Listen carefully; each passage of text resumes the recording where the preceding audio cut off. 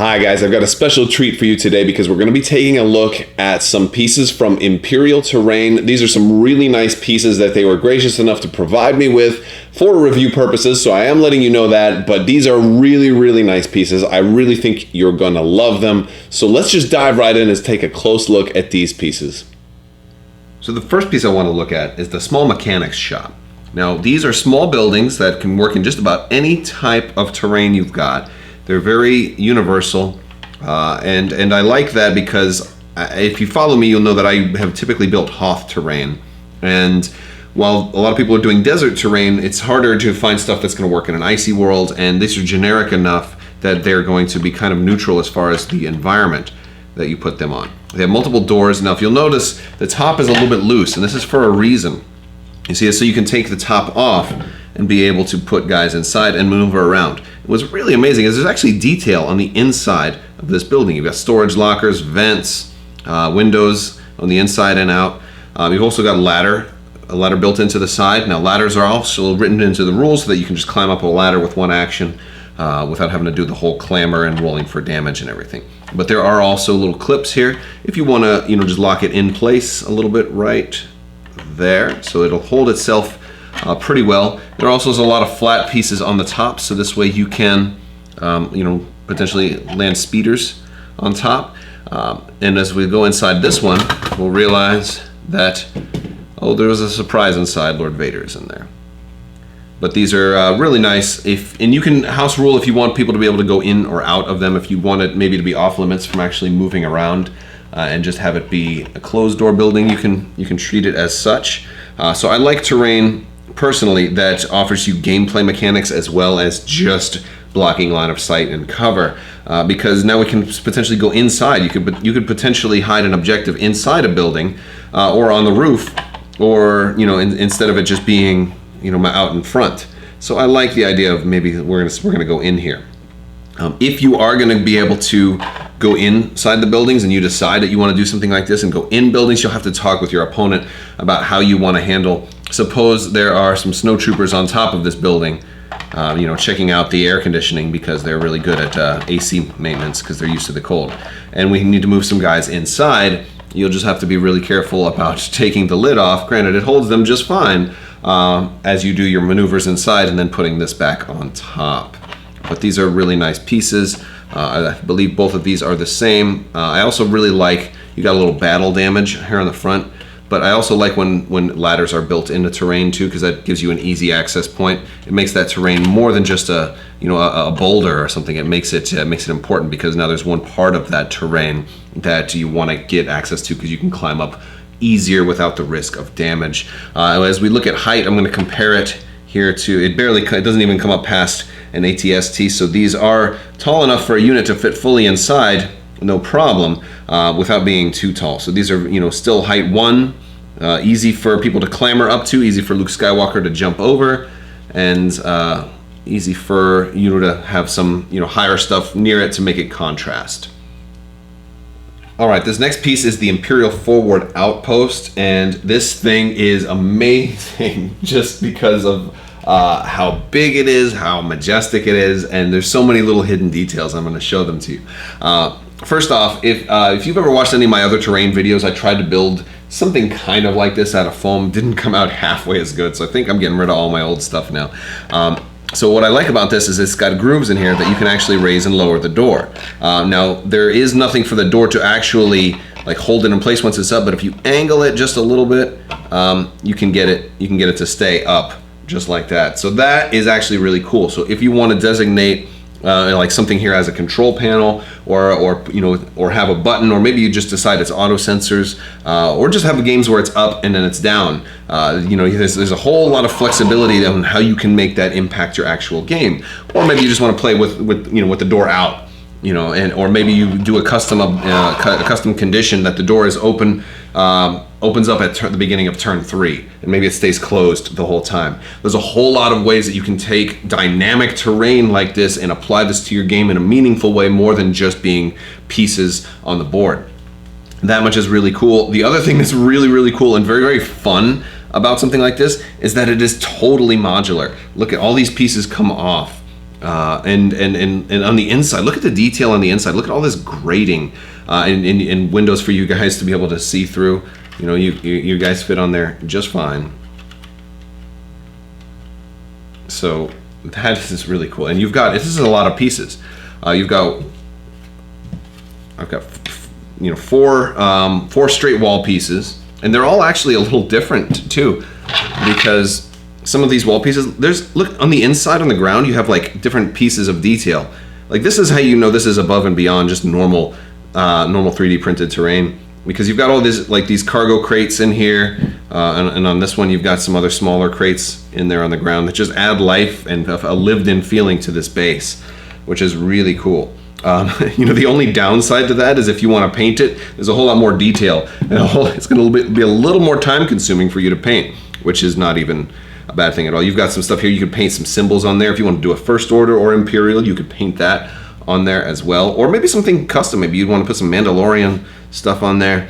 And another thing that makes these really cool is you have these grooves. So it's built ready to be magnetized, which is really, really cool. So if you want to magnetize these together, and then they'll stay put just like that. And you can configure this so many different ways. Like if I wanted to make, you know, just block off a portion of the board, I could put two corners together and then start building the wall back this way. Out of the way, Mr. Walker. All right. But this is, you know, I really like that, you know, and then if you order multiple sets, then you can put more corners in and make a little triangular base, you know, and you can do that as well. There's a lot of options here for you to be able to come up with some really cool stuff. I like this set. I like the windows up top. It looks like it's got eyes and it's looking down on you. Very, you know, commanding presence of this whole battlefield here. It looks like it's almost as tall as the ATST. Now the top of this is about 6 inches, so you'll have to decide with your opponent if you know, if this is going to be height 2 or height 1 for you, because it's right on the line for me. It's like right at the crossroads between height 1 and height 2. However, if you have somebody like Luke Skywalker that wants to jump over, there are grooves. You know, you have the high point, which is right here. Well, he could always, in theory, just jump over right there. So there are ways for Luke to be able to jump over, and then of course over the gate is not as high as the entire stuff. So then, away from an Imperial perspective, that can potentially give you control over where a little pesky Jedi might want to, you know, infiltrate your castle. So you can have some control over that as well. But and again, you don't even have to build it as a fort. You could just build it as a wall, cutting your battlefield in half. You know, there's a lot of flexibility and ways that you can build this. You don't even have to use the gate if you don't want to. Here, I'm going to set it up on the other side so you can take a look at the inside. So now I've turned it around, and you can kind of see how it will look once it's assembled. I have the gate over here, and then I just have the 2 joints over here, so I've kind of angled it around this way. You can see I've got my ATST back here, barely coming up over the sides. That tells you how tall this is. This is very, very large. Like I said, about just about 6 inches tall, maybe a millimeter over, and you know, you've got just enough room up here to put all of your any of your troopers can fit up here. Vader can fit, and you've even got, if you want these sentries, if you want an individual here, it's even got a little rounded place where you can kind of insert them in there. This one would be a really nice one to get multiples of as well, just because of how modular it is and the flexibility. If you had enough of these, you could even build kind of like a sub section within, so like a larger castle and then a smaller castle within. That would be really, really cool, especially just for display purposes. I almost want to have this set up and then just put my figures on here instead of actually using it, just because it's so pretty. Sometimes when something looks so good, you don't necessarily want to, you know, risk using it and taking it to a store and playing with it. But I'm gonna have to do both.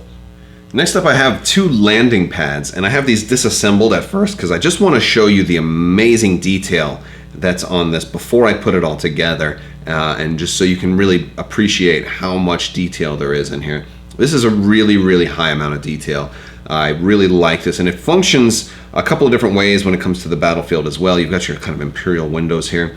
The one downside of this is, though, there's so much detail, it's going to require some significant painting if you want to. Like, I just know that I'm going to want to make all of those little whites light, or lights white rather, and you know, and kind of really take advantage of all this detail. You've even got grading up there.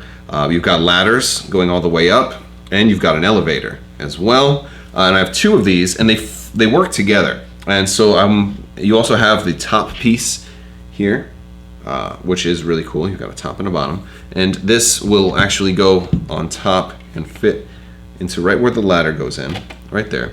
And it slides in perfectly. And you have 2 of these. Now, if you get 2 of them, you also get a piece to bridge them together, because I could take these 2 and just put them together like so. But you also get an extra bridge piece to make it a little bit larger, and you get a couple of other little pieces in here to assemble the whole thing. You get these little clips that can clip on and go into the sides here, and give yourself a little more support, and those are pretty cool. Let's get you in there. There we go. And I got to do that to the other side. And then you've got these that go on underneath in these little holes and give it some support as well. Let me put the whole thing together. All right, so I've got the whole thing put together now. It's you've got the little clips on the side that hold it together, and you have a lot of support. This thing is pretty sturdy. It's a great way to basically have troopers on top, troopers on the bottom, and have a really dynamic terrain.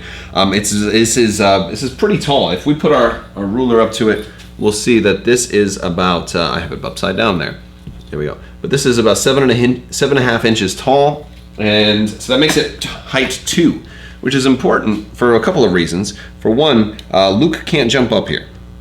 So that's important. There are little ledges right on here that Luke can jump on if he wants to get away, but they're not big enough for an entire unit to jump up, or an entire trooper unit, so you can only put a single mini up there. But that's kind of cool if Luke potentially wanted to escape or something like that. But you also have the ladders right up here that somebody can go up and come up right there. Which of course makes it a very defensible position, so if these stormtroopers wanted to do standby, they can just wait for the unit to climb up and then blast them at point blank range, which is an interesting thing. Now you'd have 2 different access points right up here. You also have these doors on the sides, which are elevators, and you can kind of decide for yourself how you want the elevator to work. I would imagine an elevator will put you up at any one of the 4 corners, so this way it makes it harder to potentially control, because you can't necessarily control 4 different areas at the same time. You can buy multiples of these and connect them together for a larger landing pad, which will be really cool. I have my walker can fit under it if I crouch him down a little bit. He's not standing up as fully tall as he normally is, but you can fit a walker under there if you want, depending on how. But normally he's about the same size, and so he's about even maybe a millimeter or 2 taller the way I normally outfit him. But that is very, very awesome. So this is just a great piece. I really like it. I also have from the Disney store Kylo Ren's tie, which is in scale with this game. So just to show like you can actually have it set up as a landing pad, I can put Kylo Ren's tie right there on the top. So that's really fun. You can actually have a board set up with ships landed on top. And if you have any of your models that you want to put on there, Kylo Ren's might not be the best because he's not the same timeline as all of this. However, if I'm doing Starkiller Base, which I do have some frozen trees, it might look a little bit more thematically appropriate. So the next thing I'm going to do is I'm going to paint this stuff, and we're going to see how well it takes paint. I'm not going to do a super detailed paint job just for you guys, but what I am going to do is I'm going to prime it using Chaos Black. And then we'll bust out the airbrush and then put a little bit of grays and a couple of different color shades on it and see how it looks after painted. Alright, so I'm using Chaos Black by Citadel. It's pretty much the best primer around, and we're going to, you want to go from about a foot away. Alright, that's about it for the priming. Alright, so we had a little bit of difficulty with the airbrush, so I ended up going with spray paints instead, and I used 2. I used Krylon Fusion Matte Ink Blue and Krylon Fusion Metallic Aluminum. Gave it a little bit of a metallic finish, which I figured was appropriate, and it held up really, really good. So this is kind of the finished product here. And these pieces came out really nice. So we've got a little bit of the blue, like you look in here in the lines. So like I did the blue kind of at an angle, and then I went up from kind of above with the metallic aluminum. And you still have a little bit of the the darker black under there. And now I can come back in and with a brush and do some more of these other parts, but this will be a long project that would take a long time to finish, which is great because I like having long projects. But looks very, very good. There's some depth and some shadowing on there now. Definitely like it. This part here really came out very, very nice with the aluminum on there. And I put it more heavily on the top part, but I did it from an angle so you can see the vent and you can see the depth of all of the cuts in there, and it looks just really, really nice. I'm very, very pleased with the way this came out. It's just absolutely beautiful. And one thing is for sure, if this is on your tabletop, people are going to be stopping and asking you where you got this. I mean, there's no doubt about that. So very cool stuff. I'm very pleased with it.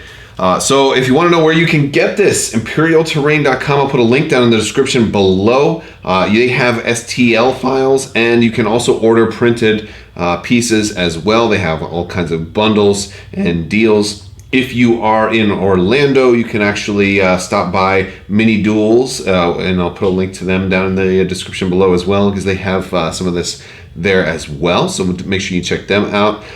Very cool stuff. I want to thank you guys so much for watching. If you like this video, go ahead and give it a thumbs up and let me know what you think down in the comments below. Big thanks to Imperial Terrain for making this possible. It was very, very nice of them to hook me up with this terrain. I will definitely be using it. Look for this in future battle reports as well, because I will be using these pieces. And let's go ahead and make sure we put the tie silencer on top of there. There we go. It's landing, ready for Darth Kylo to come in and take some action. Hey, that'd be perfect if they ever do a First Order. Thank you guys so much for watching, and have a great day.